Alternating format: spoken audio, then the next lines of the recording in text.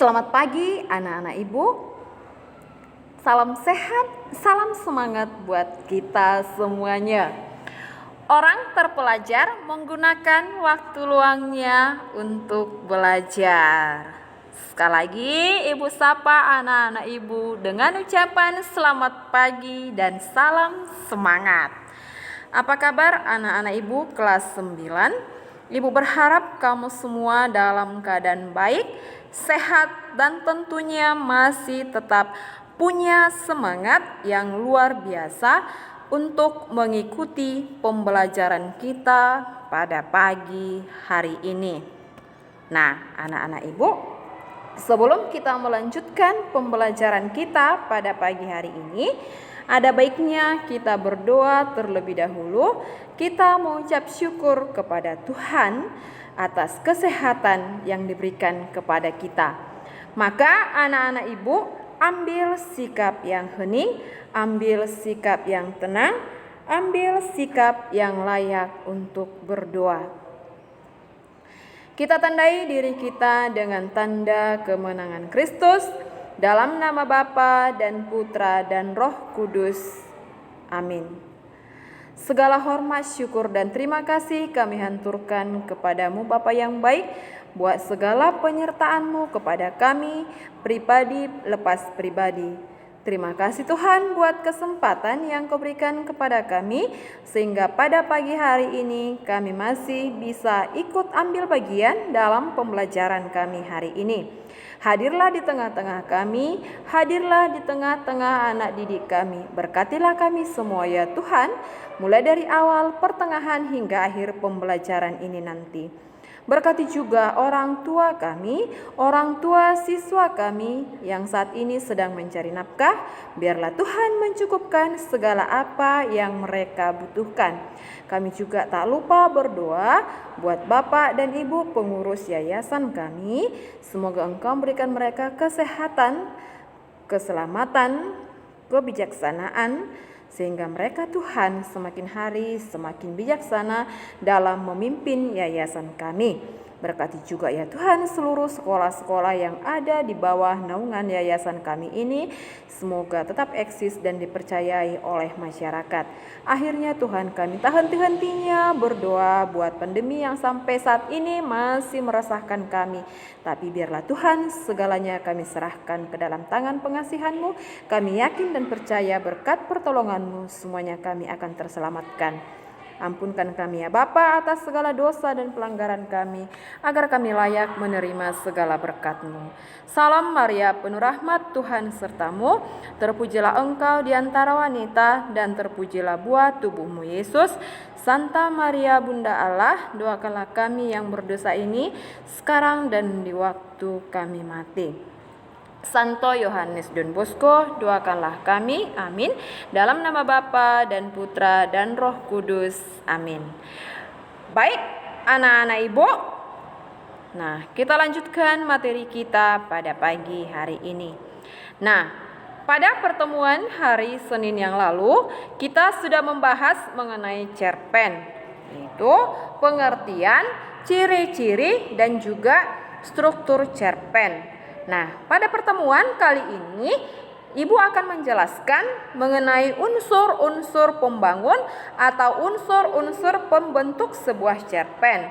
Nah, namun sebelum nanti Ibu menjelaskan apa-apa saja itu unsur-unsur pembentuk atau pembangun sebuah cerpen, Ibu akan kembali mengulang menjelaskan mengenai ciri-ciri cerpen yang tujuannya agar kamu lebih memahaminya. Nah, namun sebelumnya kamu harus mengetahui dulu apa yang menjadi kompetensi dasar kita pada pagi hari ini. Nah, adapun KD kita pada pagi hari ini yaitu KD 35, di mana KD 35 yaitu mengidentifikasi unsur pembangun karya sastra dalam teks cerita pendek yang dibaca atau didengar. Kemudian, apa yang menjadi tujuan pembelajaran kita pada pagi hari ini? Yuk kita lihat anak-anak ibu. Inilah yang menjadi tujuan pembelajaran kita hari ini. Nah, Sesudah pembelajaran ini nanti, anak-anak Ibu diharapkan mampu mengidentifikasi unsur-unsur dan juga ciri-ciri teks cerpen. Sekali lagi, sesudah pembelajaran ini nanti, anak-anak Ibu diharapkan mampu untuk mengidentifikasi unsur-unsur dan juga ciri-ciri cerpen. Itulah yang menjadi tujuan pembelajaran kita pada pagi hari ini. Baik anak-anakku. Nah, sekarang kita lihat. Nah, cerpen itu sendiri merupakan cerita rekaan yang menurut wujud fisiknya berbentuk pendek. Ini sebenarnya sudah dijelaskan pada hari Senin kemarin ya. Ini hanya sekilas Ibu untuk mengulangnya. Ya.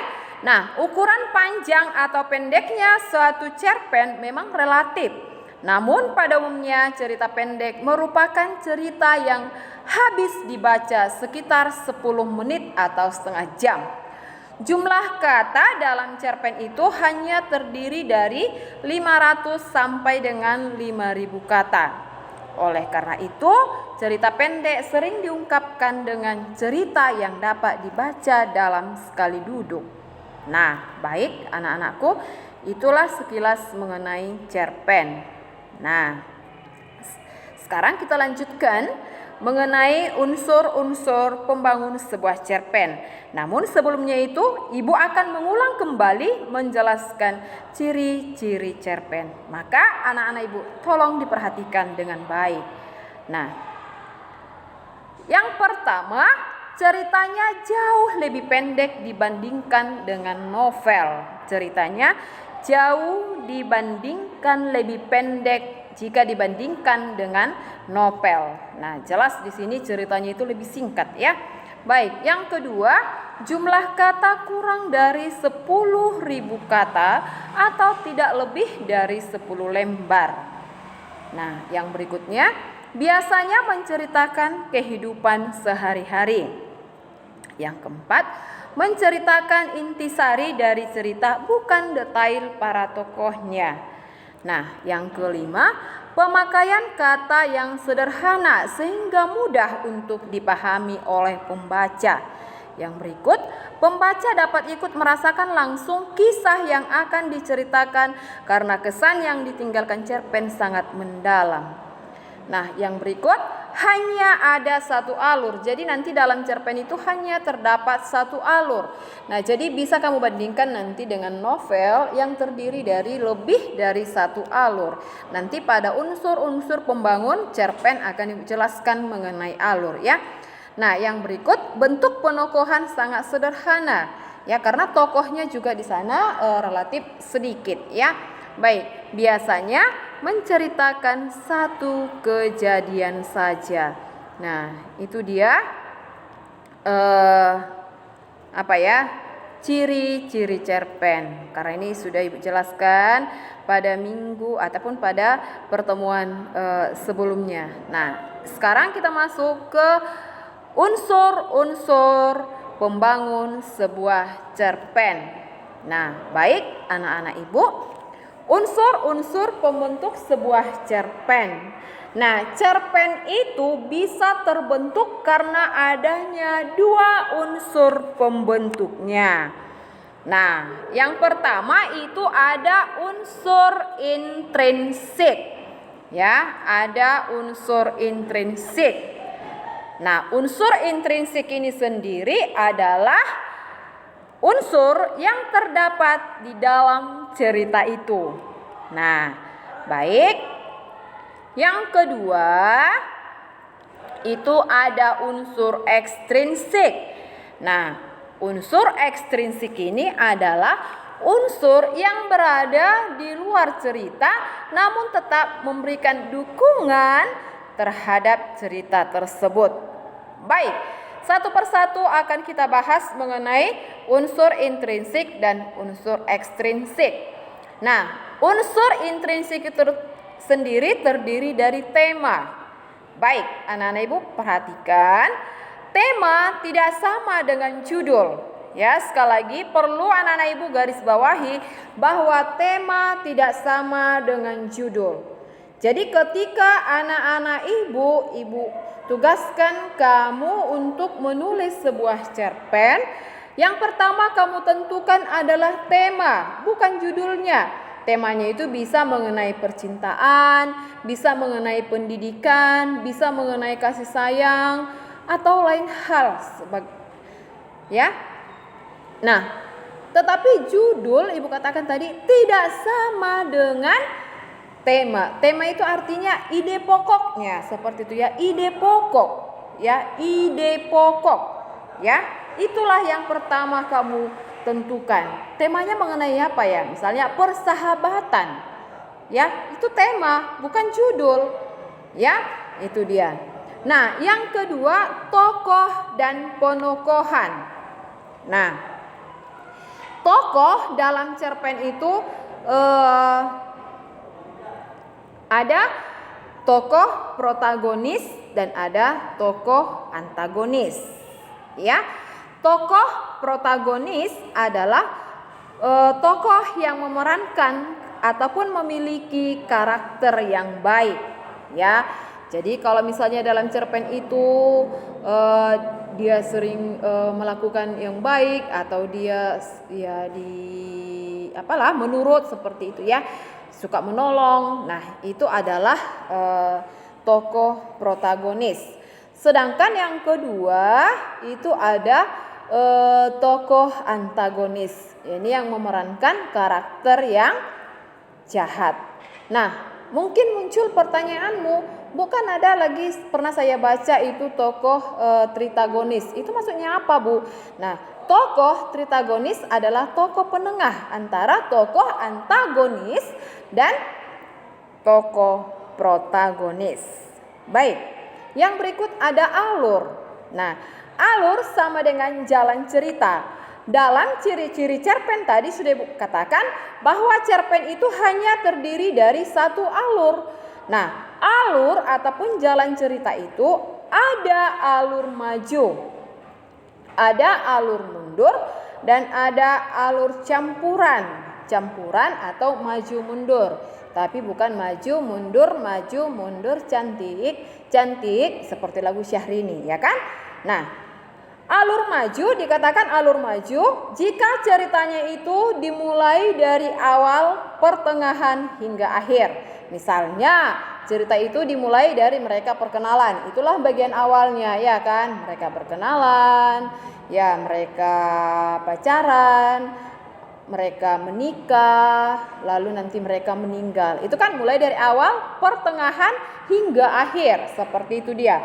Nah, kemudian yang kedua yaitu alur mundur, yaitu dimulai nanti dari akhir, pertengahan, awal. Nah, jadi ceritanya dimulai dari mereka meninggal, baru mereka punya anak, mereka menikah, mereka pacaran, mereka perkenalan. Seperti itu dia. Nah, lalu yang ketiga itu ada alur campuran atau alur maju mundur. Tetapi pada cerpen ibu katakan biasanya hanya memiliki satu alur. Bisa alur maju, bisa alur mundur. Nah, biasanya alur campuran ini terdapat di dalam novel. Mengapa demikian? Karena ceritanya itu lebih panjang. Jadi alurnya juga ataupun jalan ceritanya lebih panjang, seperti itu dia kan. Nah, lebih dari satu. Nah, lalu seperti apa, Bu, itu alur campuran itu? Begini dia. Kalau alur maju tadi yaitu ceritanya dimulai dari awal, pertengahan hingga akhir. Nah, sedangkan kalau itu alur mundur, ceritanya dimulai dari akhir, pertengahan, lalu ke awal. Nah, tetapi kalau ini alur campuran atau alur maju mundur, ceritanya dimulai dari awal sampai ke pertengahan. Nah, harusnya kan kalau sudah di pertengahan itu kan langsung kita kemana? Iya, ke akhir cerita. Tetapi kalau alur campuran sudah di pertengahan nanti cerita itu mereka mungkin sudah diceritakan sudah memiliki anak, seperti itu kan. Harusnya kan mereka meninggal kan, itu akhir ceritanya kan. Nah, tetapi diceritakan kembali pada masa-masa mereka pacaran. Itu kan diulang ke awal. Nah, tapi dari awal itu langsung nanti diceritakan lagi mereka sudah meninggal dunia. Jadi artinya alurnya itu maju mundur. Paham anak-anak Ibu?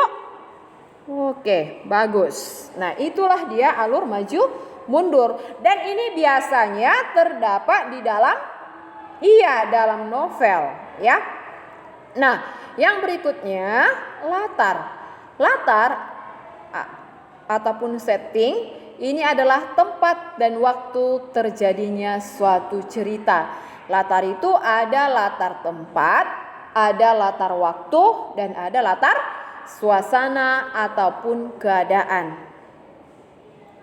Ya, ada latar tempat, yaitu misalnya di sungai, di rumah, di sekolah, di rumah sakit, di hotel atau lain sebagainya. Semua yang menyangkut tempat. Ya, waktu pagi, siang, sore, malam, subuh. Nah, itu dia. Lalu suasana ini menyangkut keadaan ya, Nak. Bisa menyeramkan, bisa menegangkan, bisa menyenangkan, bisa menyedihkan. Tergantung seperti apalah suasana yang terjadi dalam cerita itu. Jadi latar itu ada latar waktu, ada latar tempat, dan ada latar suasana ataupun keadaan. Lalu kita masuk ke sudut pandang. Nah, sudut pandang ini adalah bagaimana keterlibatan si penulis di dalam cerita. Ya, sudut pandang ini menyangkut keterlibatan si penulis di dalam cerita. Sudut pandang ini ada 3. Ada sudut pandang orang pertama, ada sudut pandang orang kedua, dan ada sudut pandang orang ketiga. Nah, sudut pandang orang pertama yaitu apabila si penulis terlibat di dalam cerita dan sekaligus dia sebagai pelaku utamanya. Nah, dia terlibat di dalam cerita dan sekaligus dia sebagai tokoh utama. Artinya dia menceritakan dirinya sendiri sebenarnya di situ. Itu sudut pandang orang pertama. Nah, lalu bagaimana Bu kita mengetahui apakah itu sudut pandang orang pertama, kedua, dan ketiga? Lihatlah kata ganti yang digunakan di dalam cerita itu. Ketika pelajaran kelas 8, kita sudah belajar mengenai kata ganti orang. Ada kata ganti orang pertama, baik itu yang tunggal maupun jamak. Ada kata ganti orang kedua, tunggal dan jamak, dan kata ganti orang ketiga, tunggal dan jamak. Itu pelajaran kita ketika di kelas 8, ya kan? Nah, begitu juga dengan sudut pandang. Dari situ nanti kamu akan mengetahui apakah si penulis itu menggunakan sudut pandang orang pertama, sudut pandang orang kedua, dan sudut pandang orang ketiga, ya. Lihat kembali kata ganti yang digunakan di dalam cerita tersebut. Ya, seperti yang Ibu katakan tadi, ketika kita di kelas 8, kita sudah mempelajari mengenai kata ganti orang, ya kan? Ada kata ganti orang pertama, baik itu yang tunggal maupun jamak. Misalnya, saya, aku, daku, hamba, itu kan semua kata ganti orang pertama, ya kan? Nah, kata ganti orang kedua, kami, kita, kan? Itu kata ganti orang kedua. Kata ganti orang ketiga, iya, dia, beliau. Nah, seperti itu. Nah, jadi Ibu ulang kembali, sudut pandang orang pertama yaitu apabila si penulis terlibat di dalam cerita sekaligus dia sebagai pelaku utama. Artinya dia menceritakan dirinya sendiri. Ya, misalnya pada saat aku berdiri di depan pintu, tiba-tiba dia datang, kan? Nah, berarti dia menggunakan sudut pandang orang pertama. Dari mana kita mengetahui? Yaitu dari kata ganti yang digunakannya. Kata aku di sana, ya kan? Oke, yang kedua ada sudut pandang orang kedua. Nah, yaitu apabila si penulis terlibat di dalam cerita tetapi dia bukan sebagai pelaku utama, bukan dia pelaku utamanya, bukan dia pemeran utama, bukan dia tokoh utamanya, kan seperti itu ya anak-anak Ibu ya. Nah, contohnya Dalam keheningan itu kami berada di tepi sungai. Berarti kan di sana menggunakan sudut pandang orang kedua. Nah, kemudian ada sudut pandang orang ketiga, yaitu si penulis hanya sebagai pengamat atau dia hanya menceritakan orang lain. Nah, misalnya mereka, ya kan, dia, beliau, itulah yang digunakan di sana. Paham? Oke, terima kasih. Kita lanjut kembali ke gaya bahasa. Ya, gaya bahasa ini juga ada digunakan dalam cerpen, misalnya penggunaan perumpamaan, ya kan, peribahasa, itulah. Dan juga di sini penggunaan bahasanya mudah dipahami atau tidak, seperti itu. Lalu yang terakhir itu ada amanat, ya, ataupun pesan, ya. Amanat sama dengan pesan yang disampaikan oleh si penulis kepada pembaca. Nah, amanat ini ada secara tertulis, ya, dan ada secara tersirat, ya. Ada tertulis, ya kan, ada tersirat. Apabila si penulis langsung menuliskan di situ, maka dari situ nilai yang dapat kita petik dari cerpen ini berarti itu tersurat atau tertulis di situ, ya kan? Nah, tetapi apabila si penulis tidak menuliskan inti ataupun amanat ataupun pesan dalam cerita itu, berarti amanatnya di sana secara tersirat, tersembunyi. Ya, si pembacalah yang membuat kesimpulan nilai apa atau pesan apa yang bisa dipetiknya dari cerita tersebut. Paham? Oke, baik, kita lanjutkan ke unsur yang kedua, yaitu unsur ekstrinsik. Unsur ekstrinsik adalah yang pertama latar belakang masyarakat, ya. Yang kedua latar belakang penulis. Lalu nilai-nilai yang terdapat di dalam cerpen. Nah, Ibu katakan tadi unsur ekstrinsik ini berada di luar cerita, tetapi tetap mendukung terhadap pembentukan sebuah cerita tersebut. Nah, jadi anak-anak Ibu, itulah unsur-unsur yang membangun sebuah cerpen. Ya, paham? Nah, sampai di situ penjelasan Ibu pada pagi hari ini. Nanti kamu catat, tetapi tidak usah kamu kirimkan di Google Classroom. Karena tugas kita ada Ibu buat, yaitu kamu baca buku paket yang ada pada halaman 53. Di sana ada cerpen Pohon Keramat. Kemudian tentukan unsur intrinsik dan ekstrinsiknya. Nah, demikian pembelajaran kita pada pagi hari ini. Tetaplah semangat dalam belajar. Salam sehat. Tuhan Yesus memberkati kita semua. Terima kasih.